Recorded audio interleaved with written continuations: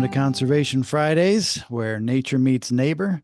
I'm Jamie Lewis Hedges, and with us today we have Chad Machinski. He is the passionate and dedicated conservation manager at Michigan Audubon, where he has a strong background in botany and ecology and has been making significant strides in sanctuary stewardship and volunteer engagement since March of 2023.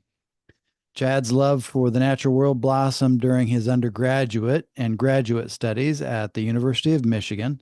There, he honed his skills and knowledge about Michigan's diverse ecosystems through hands on conservation work as a Nichols Arboretum caretaker. An ISA Certified Arborist, Chad is skilled in plant identification, propagation, integrated pest management, and tree care. Whether he's binoculars in hand, studying birds, or flipping logs in search of reptiles, Chad's commitment to conservation is evident in every aspect of his life. His recent efforts include the revitalization of sanctuaries like Otis Farm Bird Sanctuary in Barry County and the monitoring of Chimney Swifts at the Barry County Courthouse, showcasing his dedication to protecting and understanding the intricate web of life in Michigan's natural habitats. We want to note that Michigan Audubon is a partner of Barry Conservation District. And Chad, we are very happy to have you. Thanks for being here. Yeah, I'm happy to be here. Before we dive in, I want to take a minute to say that if you are passionate about protecting the environment and making a positive impact in your community, please consider volunteering with your local conservation district. Whether it's tree wrapping, habitat restoration, water quality monitoring, or educational outreach, there are countless ways to contribute to the preservation of our natural areas. By joining forces with your local conservation professionals, you'll support efforts in natural resource management that safeguard our communities. If you're excited about macroinvertebrate surveys and other volunteer opportunities aimed at preserving the rural charm and great outdoors, we invite you to sign up with your local conservation district. To volunteer with Barry Conservation District, please sign up at barrycd.org/give. That's barrycd.org/GIVE. All right. Well, Chad, I'm eager to talk to you about birds. I do not consider myself a birder, but boy, when I see them, I really like to watch them. In fact, I was yesterday evening, I was paddling with some friends of mine on a river, and this as it happens, the great blue herons kind of are along the river, and you end up chasing them down the river, or they Hmm. spook off and fly down. I always like Yeah. to get as close as I can possibly get, so I get like super quiet with my paddle and my kayak and just float closer and closer, and my friends like drifted on down. And the next, they started looking around saying, "Where's Jamie?" And the next thing they heard was this like squawk, squawk, squawk, because I'd gotten about 10 feet away from this heron and it took off. And they're just, it's so amazing to see how huge they are when you get that close to them. So, um, Absolutely. yeah, I'm very happy to talk to you. So, what got you into birding? Well, it's actually interesting because I have not been a birder for terribly long. Probably only 2018 is when I really started to really take notice of birds. And I was living in California at that point and actually getting ready to move back to Michigan. And I lived in the South San Francisco Bay and right near the edge of the bay. And I would run out on these dikes all the time and spook up pelicans and other gulls and things. And then I just decided, I was like, oh, there's all sorts of things down here. And I, had a camera. I didn't have binoculars at the time. I started taking photos of birds. And it wasn't until like 1 or 2 years later that I was like, oh, I should go back and look to see what birds I even saw. And it's like I saw some really cool stuff like black-necked stilts, and there's some phoebes out there that I saw that, I wish in retrospect, I wish I had paid better attention when I was out there, just because most of the stuff out there I'm not seeing here in Michigan. So I wish I had known more or paid better attention back then. I that resonates with me. I cut my teeth in ecology in Oregon, and had lots of opportunity to talk to naturalists and people, in the outdoors field and learn about ecology. And coincidentally, those species of plants and animals I know really well. And then when I moved back east of the Mississippi, I go out in the woods and look around, and I'm like, oh my gosh, I don't know what these things are. Yeah, yeah. I'm, Yeah, there's so many differences, and yeah, you don't realize what you missed until you've left it. So it's true. yeah, So I'm definitely. curious, like when you had that awareness and you wanted to dig back into what are these things that I was seeing, what do you use? What do you, whip out the guidebook for birds, or did you go online? Yeah, so my favorite book since I started getting into birds is the it's Crosley. He has all sorts of great photographs of birds, and it's not really a field guide. It's kind of a bigger book. You wouldn't take it into the field with you. But for me, I'm such like a visual learner that I need like so many photos of birds in different positions, different angles. I struggle with the illustrations a little bit, although there are definitely benefits to those because they can accentuate certain features. Um, but I Crossley goes like everywhere with me. It's right in front of me right now. I'm out at my family's cottage on Lake Erie, and so it's just anytime we're going somewhere, we're bringing Crossley with us. So yeah. That's great. I wonder if you do much work on recognizing bird calls, and what do you use for that? Yeah, so I have to admit I'm not super great with bird calls, although I've definitely gotten better and I get better year to year, but it's always like, okay, migration's starting. I better start relearning those things again. And I've surprised myself. I've definitely gotten better. And, I use Cornell's website often they'll have a series of calls and alarm calls and songs and also from different regions, which is helpful. But then there's also this app that I've paid for. It's called Larkwire, and it's almost Mm. like a quiz, like a flashcard type quiz where it presents you with four birds and with images and then also descriptions of their calls. And then it plays it and you just have to pick the right one. And it's great, but it's unbelievably frustrating when you just like can't get past this four sets. Like, because if you get it wrong, it like brings you back down and you don't get to move past the set until you've gotten it right. And you'll listen to it and you're like, oh, I totally know the difference between a tanager and a robin, but then all of a sudden you keep listening to it and you just start conflating the two. And I'm sure there's going to be people out there who are like, oh my gosh, she doesn't even know the difference between a tanager and a robin call. But sometimes, man, they're just very similar. And one thing I'll note, and to anyone who's not a birder yet, and you're listening, if you are a musically gifted person, you should get into birding because anecdotally, I've noticed that anyone who is musically talented is so good at bird calls, and Interesting. you Yeah. you could be leading tours and you don't even know it. So just get out there if you're musically talented. That's pretty cool.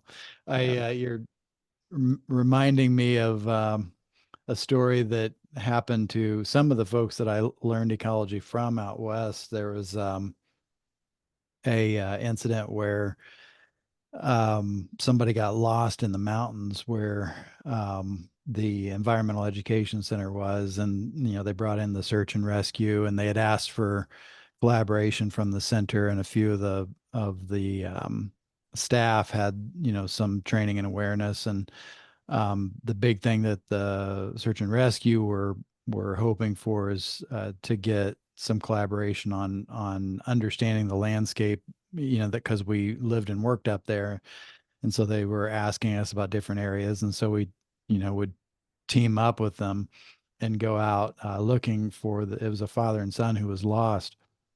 And so um, everybody had, of course, whistles, emergency whistles with them, and I don't know if they still sell them, but they back then they had these whistles that were three-tone whistles. It had like, three tones in the plastic orange casing, and so Hmm. when you blew it, it was really loud, and it kind of stood out because it had those three whistles. Well, it ended up that the search and rescue team, who did not have education center people with them, ended up chasing each other around the mountains because it sounded identical to the rainbow thrush, I think was the bird that it sounded Oh like, my that gosh. emergency whistle. So it was actually the rainbow thrushes who were sounding off in the mountains, That's so funny. but they kept thinking it was the emergency whistles and chasing each other. And they did end up finding the father and son. It Yeah, ended that's up being good. a happy story in that Yeah. happy story in that incident. But yeah, so knowing bird calls can be a good thing. Yeah. So tell me about your personal experiences that really kind of deepened your connection to nature. Yeah, so, I grew up just kind of always being outside. I mentioned that I'm currently at my family's cottage on Lake Erie. It's on an island in the lake, and we were just always outside, just in the woods doing whatever. And same at home growing up, just out that we lived a couple doors down from a kind of a small recreational park that had a forest in it. And I was, there for day camp all through summer, and even not when I was in day camp, we were in the forest. And so I was always outside. I wasn't necessarily like, oh, look at, I wasn't E.O. Wilson out there like, oh, look at these ants at 10 years old or anything like that. But I was always outside. And, I think that it took a while for my interest in nature to actually come back. I would say it wasn't until like my sophomore year of my undergrad at U of M where I decided like, oh, plants and insects and stuff are really cool, and that's like what I Mm, want to do. And so, because I immediately, or I, when I went to U of M, I originally was going to go into architecture. That's what I mm, thought I wanted to do, and quickly decided that that wasn't for me, but didn't know what it was that I wanted to do. And I took a rivers, lakes, and wetlands class my sophomore year, and we were out in the field. That was my first field-based class. And I just thought it was so fun being out in waders in the stream, like, with your dip net and catching insects. And then we had to have a collection by the end of the year and have insects ID just a genus, I think. And so I would go in the labs in the evenings and just ID stuff. And I thought that that was mm, so fun. And it really opened up a world that I hadn't really thought about. And then I became aware of the Mathi Botanical Gardens in Ann Arbor as well. mm, And I was like, I have to work here.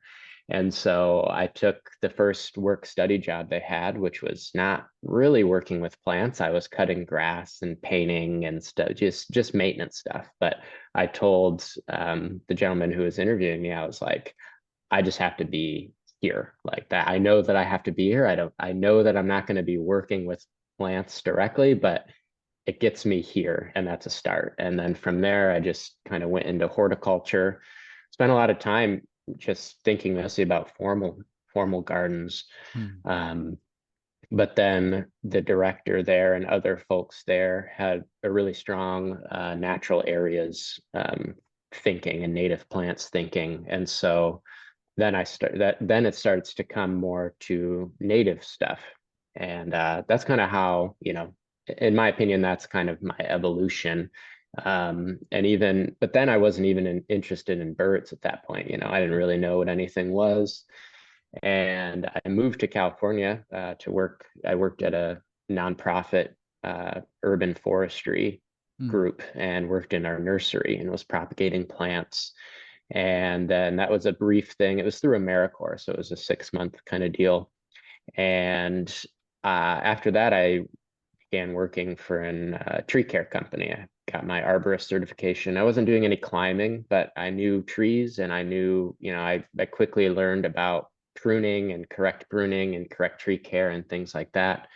And so I was doing that. And then, I mentioned that kind of my interest in birds started, when I was living out there. And it's true that it mostly started just by being near the bay and kind of looking at what was around. But I'd say my first kind of thinking about my work in birds began at the tree care company Hmm. because there were things of like, oh, we can't prune we can't prune right now because there's birds nesting in the trees. And I hadn't really, it sounds crazy now to think that I hadn't thought about that before. Hmm. But that was the first time I thought about it. And I was actually contracted um, through a major tech company out there to manage the trees on their landscape. Yeah. And they were doing something really cool where they had egrets nesting on one part of their campus, and they pretty much closed down that whole campus. The road was closed, the parking lots were closed. We couldn't do any tree work in that area. They didn't mow the grass, which I thought was really cool. It was quite disgusting, to be honest, because you have this black asphalt parking lot, and by the Yeah. end of the nesting season, that thing is white.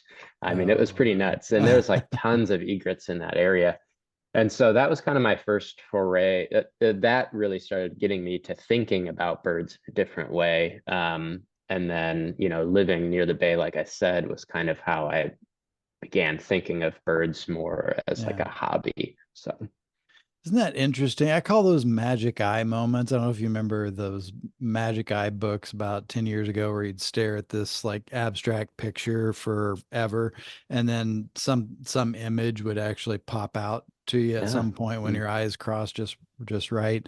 But I think about moments in life when something that we've been completely oblivious to up until that point all of a sudden just comes into clarity mhm. in a way that captures our attention and we're like, "Yeah, I haven't been paying attention to this all and here's this Yeah. thing and I'm really into it."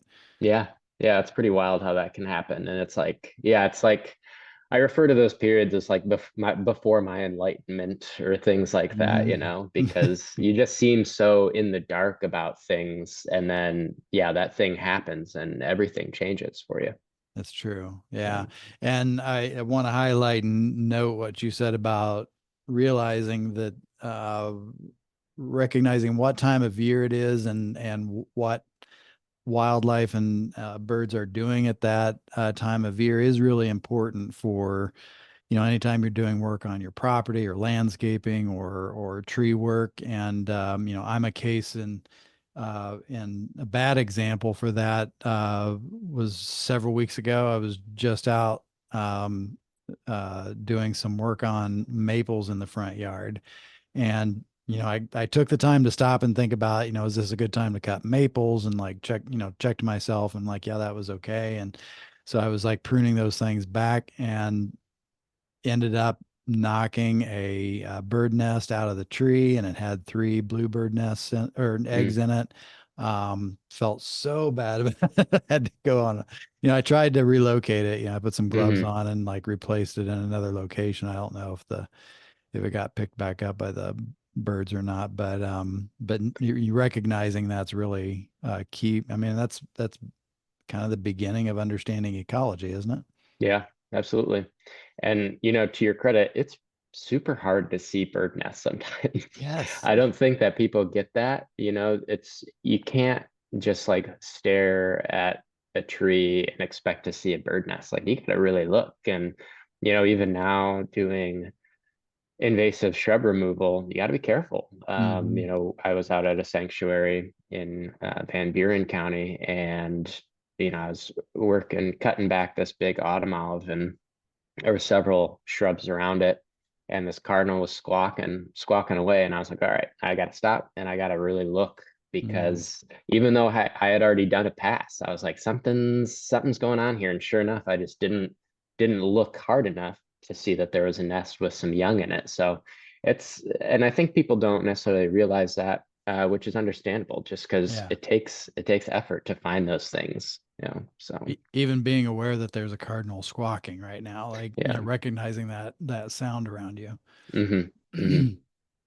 Okay, so one of the things that brings us together is Michigan Audubon. For the uninitiated out there who may be listening or watching, introduce us to that organization.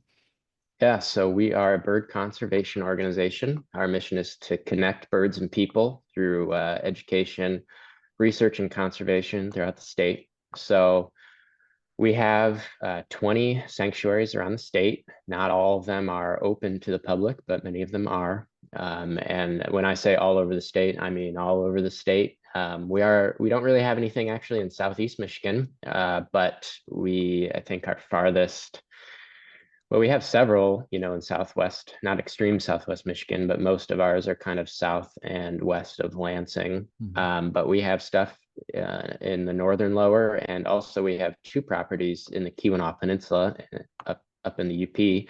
Mhm. And I was actually just there earlier this week to see those properties and interact with some folks who manage them for us. So we have properties everywhere that people can visit and bird. And they all have varying degrees of management to them. I would say our properties in the southwest part of the state receive a lot of attention because most of those are open to the public. Mhm. And they're kind of, it's funny when I was at these properties in the Keweenaw, like, yeah, there's some invasive species such as spotted knapweed and oxeye daisy. But it's so refreshing to go to a place and there's not autumn olive all over the place or honeysuckle and things like that. So that's a bit of a digression, but so my job as conservation manager is to manage those properties. And then also we work with a couple species specific programs, such as chimney swifts and purple martins. Mhm. And there's always, a handful of other things that I do as well that kind of just trickle in. We Yeah. used to do a lot with bird collisions, and I'd love to pick that back up again. It's just matter of time that we will. And we have this organization has a long history, early 1900s. So we're a pretty old organization, which I think Mhm. is cool. It makes us have a really cool history, and it's great to read through old prints that we have in the office to see, what topics were people covering back in the day and Mhm. what were members doing back in the day. It's very interesting. Yeah, the Audubon Society, I would consider one of the crowning, I guess, if you will, but like legacy. That's what I'm trying to say. Legacy Mhm. organizations for conservation and the United States, and you can find some really retro pieces of older magazines, older books. I've actually got a VHS tape at home of an old movie that Audubon was had put out and was sponsor of. Um, Really a well-known, long-lived, consistent, I would say, organization in supporting conservation work. Yeah, absolutely. And I will add that um, it might be news to you, and it might be news to a lot of people, is that Michigan Audubon is not actually associated with National Audubon. Oh, So I we're a stand corrected. standalone Good to know. organization. Okay. We just kind of share that. Currently, we just share that name, which is, fairly well known as being connected with birds. And we also have several chapters around the state. Okay. So obvious, like Jackson Audubon Society, for example, Mm. Washtenaw Nature, Bird and Nature Alliance, and several other organizations as well are chapters of Michigan Audubon. But currently, we are not associated with National Audubon, which is definitely confusing for a lot of people. But Yeah, yeah, it was for me. Here I am. yeah, Good to know. So, yeah. uh, when you think of Michigan Audubon in particular, maybe this is a value statement or mission. What is the key thing that sets Michigan Audubon up as distinctive against like maybe other Hmm. bird organizations or yeah. That's a tough question. I've been with the organization for such a short, in the grand scheme of things, period of time. But just my experience is that people, there's people who have a really close association with our organization, and Mm, people really care about it. mm, And I think we work closely with people, in my opinion. mm. So I think that's what kind of separates us from some of the other larger organizations, such as National. That's really cool. So it sounds like from what you're saying, I'm imagining that it's we're talking about a Michigan thing. This is a community driven organization that Michiganders are very invested in and very supportive of. I think so. Yeah. Yeah, that's terrific. So I'm curious, how'd you get involved with Michigan Audubon?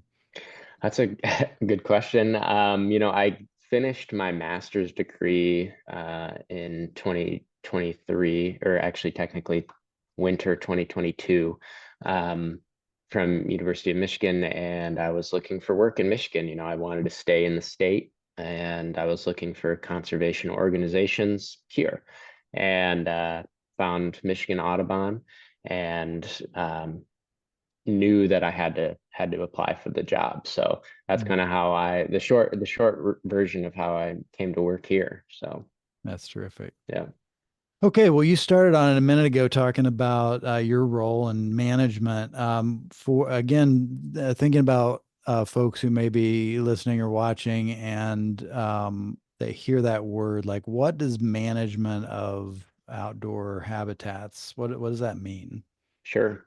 Well, it can mean a few different things. One, it can mean just making a place hospitable for people to come and visit, making sure it's safe and accessible, trails are mowed, things like that. And that's kind of, the surface level version, I think. But then you're also thinking about what plants are here, what birds are here, how can I manage this non-native invasive species so that we can create or maintain a natural community that is hospitable to the birds of our state. Mm. So that's again short version of what I think of for management. And I think that for people who just like to recreate and walk and maybe take pictures, I think that it can be hard for certain people to recognize that work is going on, or maybe they see work is going on and they're like, oh my gosh, what happened to all those trees, or what happened to all those shrubs? I used to see this in there and that in there, and I get that. But we're always looking for improving the site. We're never trying to make something worse. Mhm. There's a method to the madness and a reason to why we're doing something. Um, and yeah, management right now for me is a lot of invasive species work. That's kind of the Mhm. predominant theme, especially in the southwest part of the state. I want to talk about that a little bit, but there's something else you said there that I think is a really important distinction.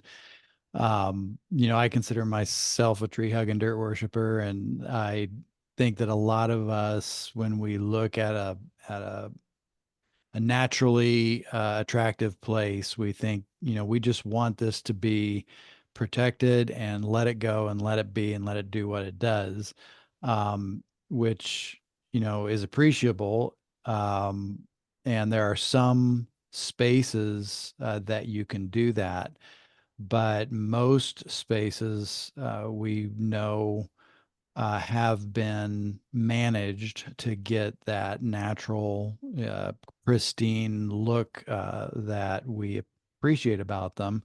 And where they're at, there's key variables that are different now than they used to be that make it to where we can't just let it go and let it be, or we're not going to get that pristine natural area that supports any kind of Mhm.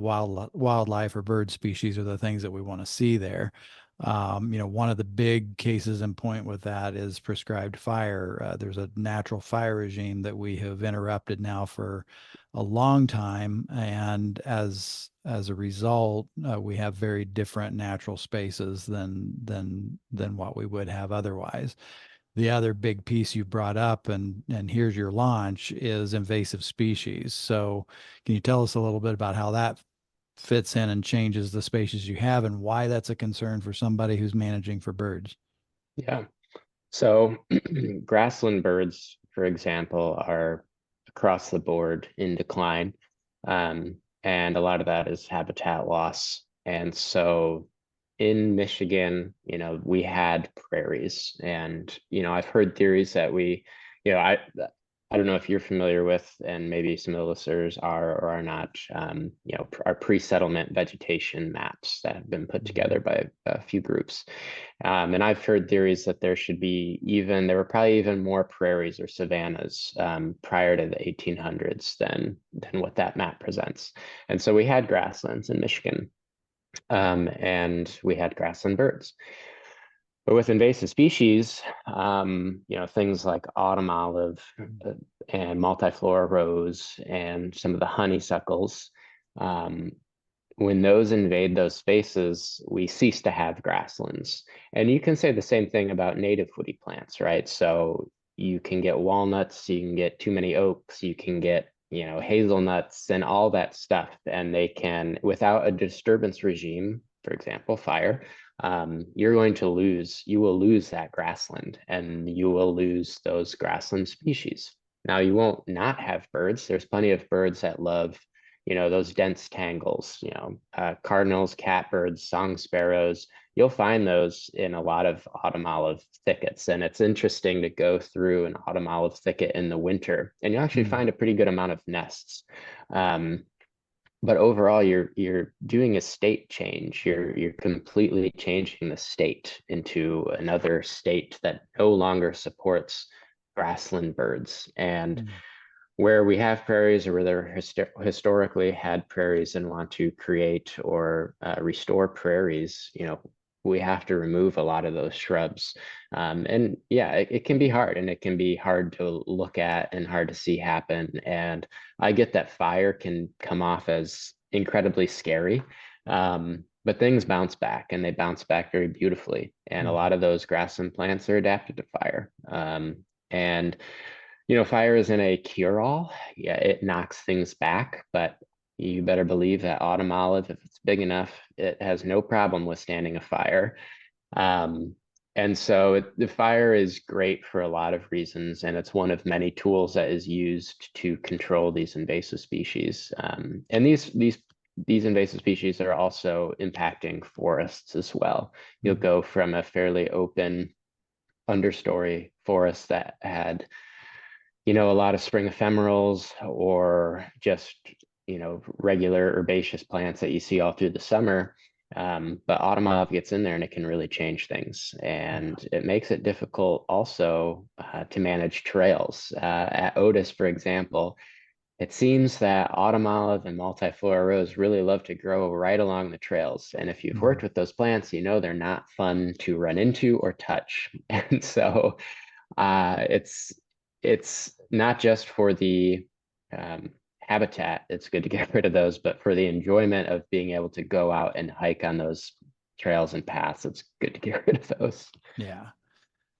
You're right there. Introduce us to Otis Farm and Warner Sanctuary. Yeah, so our Otis Farm Bird Sanctuary, it's a little over 120 acres outside of Hastings. It's kind of bisected by Havens Road. We've got about 20 acres on one side of the road that has a fen, and it's bordered by Glass Creek.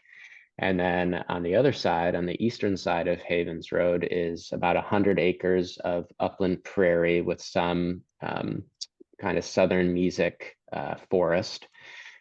And it used to be a farm. So there's still several farm structures there. There's a barn, a few outbuildings, still a house. And they used to farm there. They used to do muck farming of onions, and they Mm. used to have cattle that grazed, I think, both in the wetland and in the upland. And then they also had spruce and pine plantation in the upland. So for those people who are maybe listening and are familiar with Otis and have been going there for, 20 some years, I'm sure that they've seen some drastic changes to that site because the pine and spruce plantations were quite extensive from what I understand of past aerial imagery. They really just cut a vein right through the middle of that upland grassland. So that's all gone now. Mm. Autumn olive has moved in, but it's a fun and tiring hike, I will say. It's quite topographically challenging, which you would have no idea when you're down Yeah. at the road. And it really gets you up high. I mean, it's you're above the house. You can see the roof of the house from the highest point in that grassland. So it's really interesting from that standpoint. And historically, there were Henslow's sparrows there.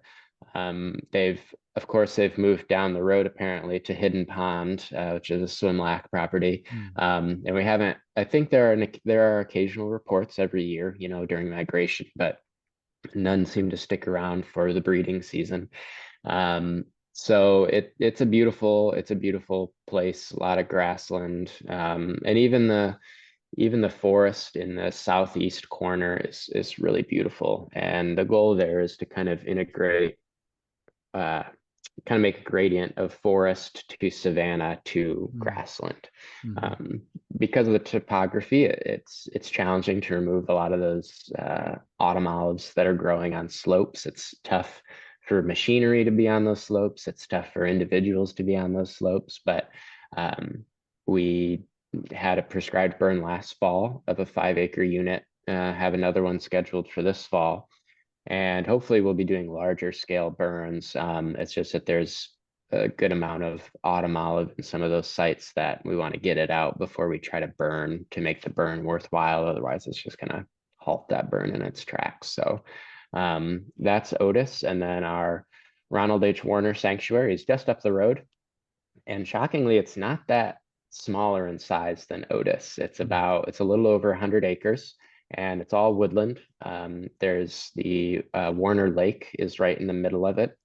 There are a lot of red pine plantation interspersed throughout it, but it's a great site. It's beautiful. It's not frequently used, and you kind of walk through a little bit of a wetland on one edge of Warner Lake, and you can consistently see red-shouldered hawks there, which is Mm. really neat, I think. So, yeah, it's a cool property. It's a little confusing because it kind of crosses over an easement to an in-holding between us and the formerly Boys and Girls Club. But it's beautiful and it's quiet. There's nobody's out there, so it's nice. And that Boys and Girls Club has just been secured by the Southwest Michigan Land Conservancy you mentioned earlier at with that other site. What was the name of that other one? The pond? Hidden Pond. Hidden Pond, that's right. Yep, yep, And this is all in the area of Berry State Game Area, right? yep, Um, I I don't want to. I really want to ask you to talk a little bit about the importance of that in ecosystem. How it, the area broadly supports where you're at. But let's let that go as just assume that it's good that you've got lots of yep. natural space there to support these specific sites. And they are just beautiful. And if Hmm. you're in the area, I highly encourage people to visit. But I want to make sure that we have opportunity to talk a little bit about the Chimney Swifts in Barry County and what you're doing with that right now. Yeah, so chimney swifts, for folks who don't know, are a aerial insectivorous bird. So they spend most of their life on the wing, flying around, and they only land either to feed their young or sit on their eggs or to come in at night to roost. And yes, they do roost in chimneys and nest in chimneys. Historically, would have been roosting and nesting in old growth trees. Mm. But as those were cleared, and then chimneys were built as Europeans advanced into North America, they found a suitable substitute, which is your chimney. So Michigan Audubon has been trying to collect data on where chimney swift roosts are around the state since about 2016. And in Barry County, the Barry County Courthouse is a known roost site. So we have a few folks who have been checking in on that. And there's a few other sites in town as well. There is the old Waterworks building. Mm. I'm not familiar with it personally, but apparently, at least as of a few years ago, some part of that, I don't know if there's a chimney there, or they'll also get into old buildings if Mm. they can and nest. Um, Apparently that was used as a roost. And then there's also the Friends of the Courthouse, which is across the street. It's kind of near that new condos that are just Yeah. constructed there. Um, that used to get used, but I don't know, since they built that building next to it that's taller than the chimney that's there. I don't know if the Swifts will use it. So So do they those, go for the highest thing around? it seems that way. Hmm. There's been some research that talks about like, oh, if you're putting like, because one issue with chimneys being capped or shortened even is that if they're shortened but still open, if they're like at the roof line, they don't seem to be preferred, Hmm. which would lead me to believe that if there's another structure near enough that's above it, they wouldn't like it. And I would suspect that that's probably because of predators. Yeah. Easier place for, a Cooper's hawk or something to be perched to peck off birds as they're coming into roost or something if it's close enough to jump. Because also if the roost is kind of obscured by trees, they probably won't use it. Hmm. I won't say never. I don't like saying absolutes, but it's better to have your chimney kind of cleared around. Um, so in terms of Hastings, those are a few known roosting sites. And elsewhere in Barry County, I don't know, Jamie, you might be able to help out with this, but we don't have a lot of other reports in Barry Oh, County. And I'm not familiar with the exact bounds of Barry County. Because I yeah. never have like the county map up per se. So as far as if there's other, especially older historical towns that have kind of that classic, small downtown, old brick buildings kind of side by side, or an old courthouse like in Hastings, those can be really good. And also older Victorian style houses with big chimneys are great sites for chimney swifts. But Hastings is kind of in Barry County, kind of the Mhm. main spot as far as what's been reported to Yeah. us. So, and yeah, really rely on citizen scientists to kind of submit that information to us through our website, which anyone can do. Yeah. So we're gonna have a Swift night out there. Sorry if I jumped the gun on Yeah. No, do mentioning that, that. Jay. Perfect time. Yeah, we're gonna have a Swift night out in Barry County on Friday, August 23rd. So what that will be, it's going to be at the Barry County Courthouse. We'll just be meeting in the parking lot around 7:30 p.m. And the hope is to see, tens, maybe hundreds of swifts descending into the chimney at dusk. So it's if you get a big enough group of chimney swifts, it is such an exciting thing to see that Yeah. many birds coming together to stream into a chimney. I hadn't really seen large numbers until this past spring at a roost in Lansing. And it's amazing. You're there and there's swifts around, they're kind of flying around, but they're not really, it doesn't seem like they have any agenda. And then they kind of go out of your view and then they come back. And each time they come back, there's more. There's more swifts with them. And then eventually they kind of start to coalesce into this like circle and they're going right around the chimney. And then, you'll see maybe one go in, but then the rest are still going in a circle and they get tighter and tighter and tighter. And then there's just something happens and they just all start streaming into the chimney. And it's a really remarkable sight. Yeah. And the roosts that I've seen have been between 200 and 300 birds, but I know that there are roosts that have thousands of birds going in them. Wow.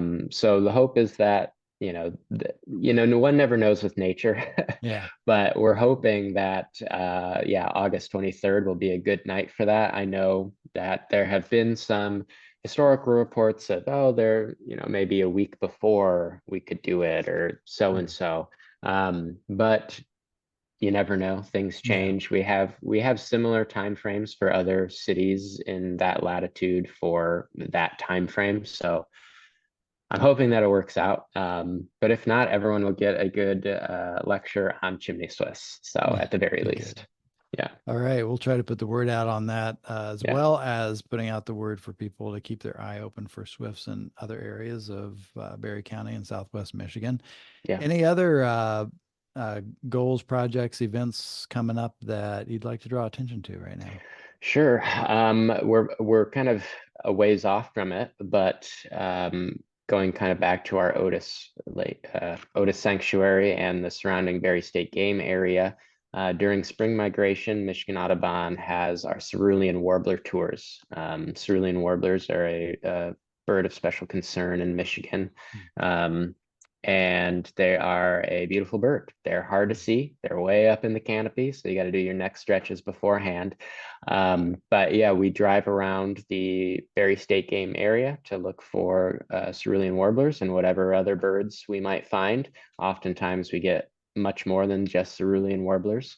But this year we got, I think every day that I led a tour, we saw cerulean warblers Hmm. and got some good looks of them too.